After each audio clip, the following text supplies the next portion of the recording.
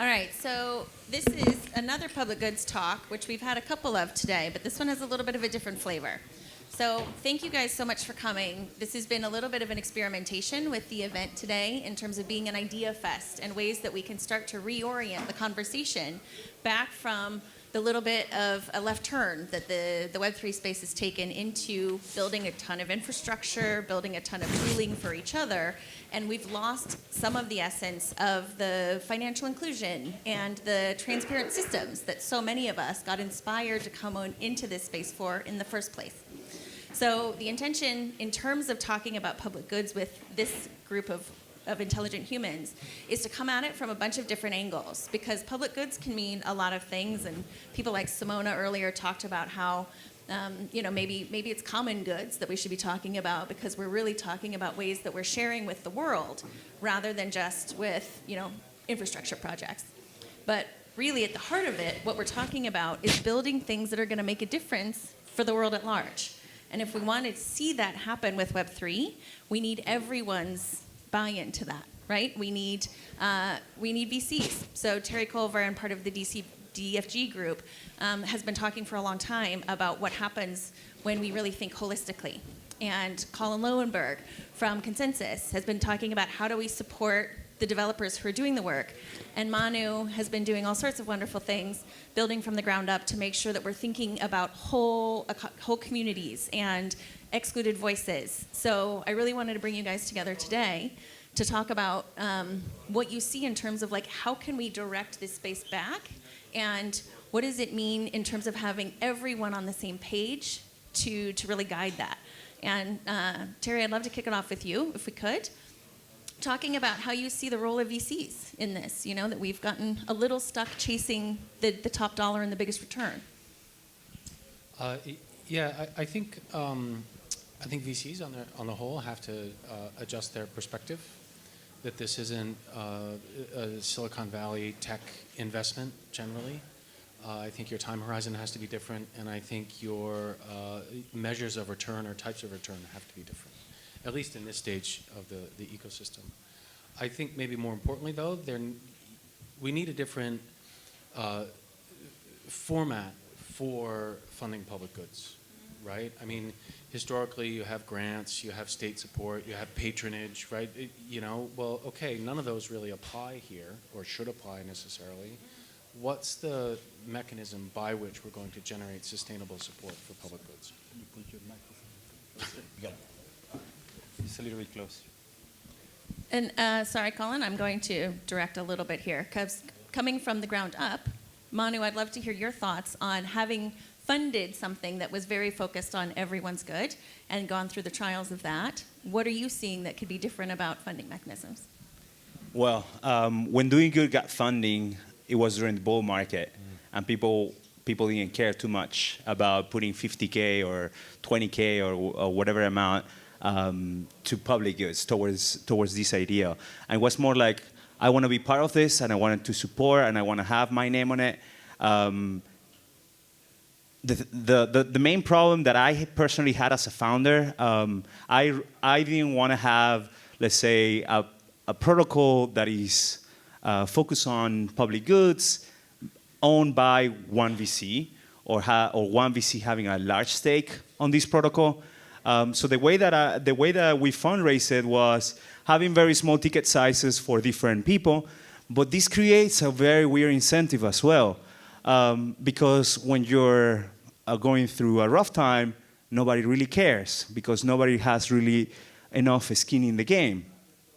So in my personal experience, it's been really hard. More when there is a market that has shifted completely. I think that the different funding models that we currently have are very extractive, very focused on money, and then there's other protocols that are trying to do public goods funding, or they call it public goods funding, but it's not really public. They are not really for the public. They're for them or for their community. So it's more like, as you said, as a common good rather than a public good. So how can we create different funding models? I think there's a question. That's a question that we're all asking ourselves still. And I believe that definitely communities, they have to have a way for, let's say, having some sort of sustainable income that can allow them to basically maintain themselves. But yeah, the main problem that we have when it comes to funding is the incentives. The incentive models that we have put in place, where basically the VCs, what they're looking is for the largest return rather than the largest impact or the largest, let's say, piece of infrastructure that could be seen as a public good. Well, and touching on the revenue model thing, like how wild would it be if we had Web3 models that actually made their own money rather than continuing to ask for it? Colin, you get to see across a lot of different verticals, supporting developers, working on different protocols. What do you see emerging in terms of like similar patterns that we're falling into? And especially being so close to the Bay Area, you get to see a lot of Web 2 and Web 3 patterns.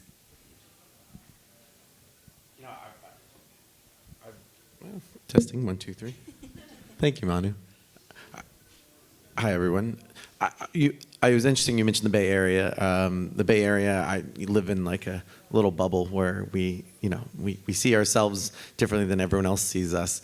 I think Web3 is the same way. Just like the Bay Area is a little bubble of Silicon Valley, there's an AI hackathon every single weekend with developers, VCs there, funding crazy ideas and whatnot, kind of like how crypto in a bull market. That's the experience of living in San Francisco right now. Is just every day there's hackathons, there's VCs, there's founders, there's funders, that kind of environment. And at the same time, like the social good and the public goods are not a focus of any of those hackathons. But you do see like a trend where there are things where people want to build things that are for the betterment of society. So I actually see this like term, this new trend called effective you may have heard of effective altruism. Now there's a little cringy. Now there's a reaction to that's happening, and it's called effective acceleration. It's forward thinking. It's technology is how we're going to improve the world. And I'm not saying I'm part of this EACC group, but I've been to, I just want to say there's this movement towards like, hey, let's go build technology that betters the world, and like that's how we're going to move the world forward. And so I do. But that's not how they pitch it. Yeah. They say let's move fast. Yeah. Let's not care about morality. Let's not care about ethics. That's what they're saying. I don't disagree with you. I think it raises questions. It's like we have to think. I agree. I just wanted to share like that's what I see in the Bay Area. You asked about the Bay Area. That's what I see right now. But in crypto, in our bubble, I see a lot more people focused on impact, on social good, on public goods, and within my company, there's that strong decentralization, and strong mindset that we have to look beyond just profits, and we have to like work on projects that benefit the entire ecosystem. So I'm really proud to be in the Web3 space and not in this like crazy let's build everything and extract a profit from centralized systems that collect all of our data. Well, but like how much in Web3 are we actually committed to the public goods, and how much do we talk about it a lot? I feel like he had a thought on his mind I could see. So I'm not so excited about this, to be honest with you, because I feel that it's a new form of neocolonialism, and I think that they're pushing towards this narrative just to get people building shit and then creating these narratives that they can fund and they can hopefully, let's say, pump and then dump it on people. That's pretty much what they're trying to do, and the ones that are driving these narratives are big VCs, and we know their names, that they come out with different manifestos. They even call it Optimist Manifesto. So yeah, I don't know about that. When you talk about being optimistic and saying that you don't care about ethics and morals, how are you optimistic then if you don't care about ethics and morals? So are you able to differentiate what's good and what's bad? I'm very confused what you're trying to say, or what these people are trying to say when they say that they're, accelerationist and that they're pushing towards this agenda without really caring about humanity. They don't care about humanity. They care about profits. Well, okay. Before we start saying they and just painting with super broad strokes, Terry, I would love to hear you weigh in because you get to watch patterns on both sides. They do only care about profits. I want to say, like, I here today I went to a privacy talk, and it was very interesting to see, you know, a group of people, and I think a lot of people in this room would all agree that, like, in our world now, in this Web3 world, we care. Certainly, there's profits and motives, but there's people that are seeking profits, and that's part of what we're trying to do. But there's a lot of people in this ecosystem who are really focused on improving values beyond that, and that's what it's about. It's values. So a lot of that's the privacy group was obviously about privacy. Other groups are focused more on decentralization, and so, you know, and at Consensys we're really focused on open source software. So that's what I'm putting my team into. Like, let's go build more open source developer tools that are accessible, and so that accessibility for developers to then get into Web3, making it easy people to come from Web 2 to Web 3. I see that as like the public good that I can create, and that, you know, that's how I can help the movement. I think that, you know, the difficult problem is that it's not just that, you know, VCs want to make profit. They do, but it's slightly more complicated. There's it's a difference in worldview, where, you know, I think they generally have a distributive mindset that it's zero-sum game, whereas what you know we're trying to build here is much more collective, and those two things don't necessarily match up. I think a collective mindset is very easy to exploit, whereas a distributive one, you know, is very difficult to disrupt. But we have so many VCs in this space. We have so many startups. We have so many people. Like, I would say, 90% of the people that come into crypto came because they saw something beautiful here in transparent systems, because they care about financial inclusion, because they care about what this is going to do for humanity. And sure, they end up shilling NFT platforms maybe along the way. No offense. You know, like, there's just different ways to do it. But we do end up getting stuck in this hamster wheel that often the carrots came from VCs of give me a big return and I'll give you a bunch of money, and then people start building things based on what the VCs want. And we saw it happen last year, you know, like last year there was so much money going around that the VCs were chasing the devs, and this year there's not so much going around and now the devs are chasing the VCs. You know, and now it's just like, what can I build that you will fund, rather than what can I build that will solve problems, that will inspire, that will bring in people from new communities. So I really would like to hear some of your thoughts, because you have some interesting ones on how we can actually blend public goods into the investment models. I think it has to be part of, if you're an investor, it has to be part of your investment strategy and thesis. You know, it's basic infrastructure for anything that you want to see a return on in the future. Right, so even if you have to think about it pragmatically, you know, at the very least, those services, that infrastructure, those resources need to be available. You know, it's not really a tax, but you know, a tax operates in a similar way, where it creates, you know, public resources that then people can benefit from, and the economy can grow. It's a similar. I think you need a similar kind of mindset. Well, and Colin, thinking more about this, because we could do something where it's like I almost donate to projects that I care about, or maybe it's that, you know, we've seen more and more projects kind of like what you're explaining at Consensys, where you have a full-time dev and 75% of the time he works on the company product, and 25% we basically sponsor him to do open source or something, this kind of blend. Yeah. Props to what you just, like +1 or little clappy emojis. I think every company in this space can't be open source on everything, right? But I think that's where Web3 sits. Like, we sit squarely in the open source world. Oh, we got some clappies.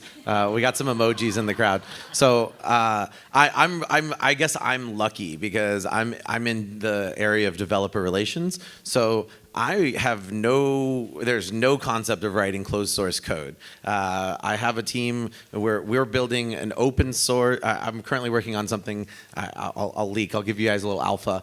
I'm building EventC. It's like OpenC for events. Completely open source, free. It's GitHub GitHub's out there. You can take it. You can build your own events platform.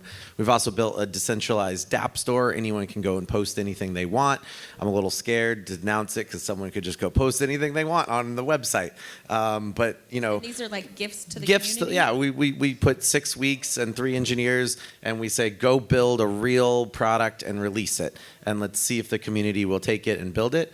But doing that strategy has been nice, but I also realize that we got to give back to where the community already is. So like Austin Griffith has Scaffold ETH, a really cool project. I want to go contribute to that. I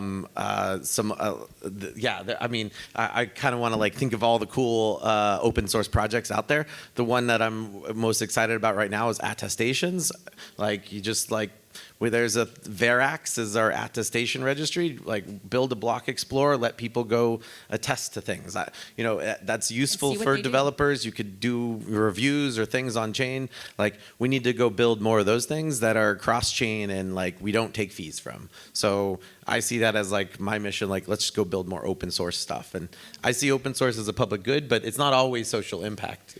Yeah, and I'm glad that you mentioned that, because the thing is that with all of these different tools like attestation or vouching and so on, what's happening is that, okay, you cannot extract money from that, but you're opening up a new design space, and you're going to see new businesses coming out from there. You're going to see new ways of people interacting and actually making money from that. So yeah, sure, that investment into creating the attestation service or creating, let's say, a vouching service might not necessarily give you the money, but think bigger, think the bigger picture. The type of things that we could potentially be doing with these type of services that are actually public. I love that. And I think so many of us want to see it right now, like we're getting tired. A lot of us walked away from conferences this year saying like, where's all the stuff that's going to inspire us? Where's the stuff that's bringing in our Turkish colleagues who are helping us here? Like what happened to like that real like excitement that we had in the beginning? Like where is actually solving the problems? So one of the things that we've been doing today is hosting the unconference in the back. And we ended up with a group who had like a 2.5-hour deep dive into like really what does it mean to work on each other's projects and to like really go down the rabbit hole. And I think, between all of our different perspectives, we have unlimited brain power in this space. The Ethereum Foundation had a proverb for a really long time that with all eyes on a problem, there is no more problem. That when we all come together to solve issues, we're pretty much unstoppable. And there's brilliant humans in this space. So what do you guys think in terms of like last couple of minutes, hot take, how do we reorient back to building the stuff that's going to make a difference in the world? The first, I would say, is recognize the problems. We are still not in a stage where we're recognizing the problems. We're still hypnotized with the decentralization spell or with the DAO spell, and we still don't recognize what's really going on and how stakeholders are interacting with all of these different DAOs. We're not even recognizing that there's groups of people doing lobbying and coming into DAOs, taking the treasury of the DAOs. We're still not even recognizing all of these basic things that are right there in front of our eyes. So I would say the first thing is recognize all the different problems that we have. Second, I would say to start dreaming together. Because that's the thing, we stop dreaming together. What is that world that we're dreaming? I still don't have an answer for that. But I still haven't seen like a group of people, or let's say us, coming together. Cohering around it. Sorry? Cohering around it. Yeah, cohering and dreaming together. And that's why I've been focusing a lot in raves lately, is because with raves, people can start dreaming together. We can come together, put our resources together, and we can make a rave somewhere in the middle of nowhere, So in my opinion, the way of moving forward, first recognizing the problem, second, let's say, tackling the problem, third, dreaming together. I think we keep duplicating our effort. I'm not saying that we don't need more than one L2. We do. We need multiple L2s so we can have a multi-prover future. One L2 can't handle everything. You know, it's like we need to duplicate some effort, but we spend a lot of time competing within, and then we also spend a lot of time like getting upset within Web3 that we're like, oh, you can't shill here. And I'm like, okay, well, I mean, you should be able to shill somebody. We do need to like pitch, and we do need to get people on board. We need to go outside of Web3 and bring people in, and we need to find ways to do that. So we should build, we should build public goods for the non-Web3 developer. We should build, Are you talking about an actually useful app? Sir? Yes, actual useful dApps would be really great. dApps that don't cost money to use, dApps that don't, like, let's cover the gas. So I'll shill. We have a gas pass. That's cool. We cover the gas. Like, and a dApp can just say you don't have to pay gas. So make it easy. Just make apps that are free to use. Like, everyone's obsessed. Like, Web3 is all about paying for using dApps. It's like, or we could just make dApps that are free and fun, and then get people into Web3 and useful. Yeah, like, let's just have some more free dApps that don't make money, and then long term we can make money, and so we can invest and get the users on board. I feel like that's a little bit of the Web2 way. Is like, let's onboard 1 million users, and then we'll figure out how to monetize it later. So if the VCs are on board with that, like, hey, let's get 1 million users into Web3 without spending any money, without them actually like spending money. I think, airdrops are sort of one of those ways that we're like, oh, let's get users on board, but we need to get more users outside of the Web3 world. Bigger thinking. Yeah, and to that point, I would just say more focus on demand-driven development. Even in the development of a lot of historically, common goods or public goods, they were kind of bestowed upon different audiences, and not necessarily with a public mentality in mind. So I think if projects really want to kind of get out of this hamster wheel, as you described it, focus much more on where the demand is coming from and the demand that you're responding to. We're out of time, my friend. But you guys are part of the answer. So please take this conversation out from here and continue having it. Reorient people, because we're all ready for this. And that is it. And I believe my friend Griff Green is next.